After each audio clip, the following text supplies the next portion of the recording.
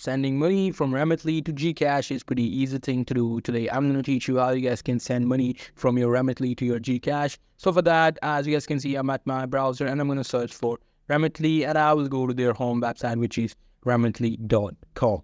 Now here you have to select the country in which you want to transfer your money. So I'm just going to select United States. Let me just find the United States right here. So here I just selected Canada, and after that I will see all the payment options that are available for Canada. So I'm just going to select the amount of money that I want to transfer. Suppose I want to transfer $15.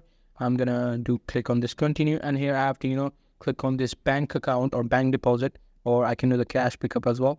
So you just have to, send it to United States. Currently, my default location is United States, so I cannot transfer money to United States.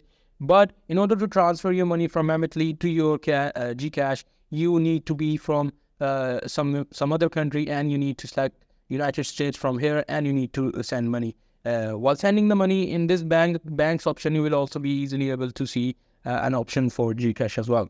So that's pretty much it. That's how you guys can transfer your Remitly money to your Gcash. Hope you guys find this video helpful.